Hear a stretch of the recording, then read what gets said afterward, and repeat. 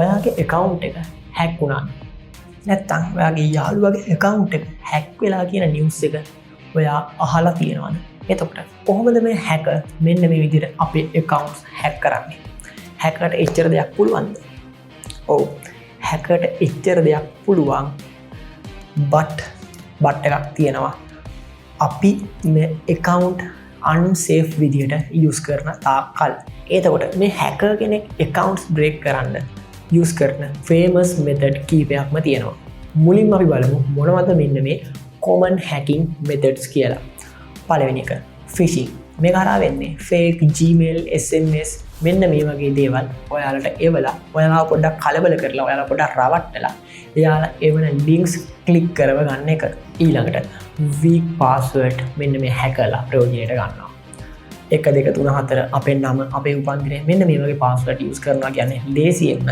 Hacker කෙනෙක්ට අපේ account එක හැක් කරගන්න පුළුවන්. එහෙම නැතුව symbols අකුරු ඉලක්කම් මේ හැමදේම යූස් කරලා ටිකක් දිග strong password එකක් යූස් කරනවා නම් හැකර් කෙනෙක්ට අපේ password ගන්න සෑහෙන අමාරුයි. ඊළඟට public wifi attack. public wifi එකක් අපි යූස් කරනවා නම් එතනින් අපේ device එකට වෙන කෙනෙක්ට ඇතුල් වෙන්න තියෙන අවස්ථාව සෑහෙන්ටම තියෙනවා ඒක නිසා public wifi use කරනවා නම් VPN එකක් use කරලා ඔයාලා මෙන්න මේ public wifi use කරන්න පුරුදු වෙන්න ඕනේ. ඔයාලා පුරුද්දක් විදියට නිතර මේ password නිතර කියන්නේ අද මාරු කරලා හෙට මාරු කරන එක නෙමෙයි. සාමාන්‍යයෙන් අවුරුද්දකට පාරක්වත් මෙන්න මේ password නිතර update කරගන්න. username නිතර update කරගන්න. හරි. එතකොට මේ ටික තමයි අපිට පොඩ්ඩක් අර popular methods විදිහට කතා කරන්න තියෙන්නේ. ඊට අමතරව ඔයාලා use කරන හැම account එකකම two-factor authentication එක ඔයාලා use කරන්න ඕනේ. ඊට අමතරව password එක ගැන ඒ ටික ගැන අපි ඉස්සෙල්ලා කතා කරා. ඊළඟට එතකොට ඔයාලා විශ්වාසනීය antivirus software එකක් use කරනවා නම් use කරන්න ඕනේ. ඒක නිසා මෙන්න මේ කතා ටික ගැන සැලකිලිමත් වෙලා අපි එතනදී කිව්ව ඔයාලට ආරක්ෂා වෙන්න ඕන පියවර ටිකක් ඒ ගැන සැලකිලිමත් වෙලා ඔයාලගේ account පරිස්සම් කරගන්න වැඩ කරන්න. hacker smart වෙන්න පුළුවන්.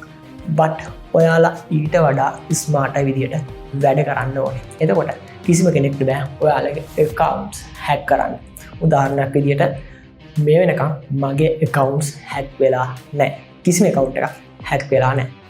දැන් මෙහෙම කිව්වට පස්සේ හෙට hack වෙයිද දන්නෙත් නැහැ. මගේ කට හොඳ නැහැ. ඒ නිසා හරි. ඔයාලට මේ වගේ experience තියෙනවද? එතකොට ඔයාලා කොහොමද ඔයාලගේ account recover කරගත්තේ? ඒකට කවුද ඔයාලට උදව් කරේ? මෙන්න මේ දේවල් අපේ කමෙන්ට් සෙක්ෂන් එකේ දාගෙන යන්න. එතකොට ඉස්සරහට කාට හරි මේ වගේ කරදරයක් වුණොත් එයාලට ලේසියෙන්ම එයාලගේ account එක recover කරගන්න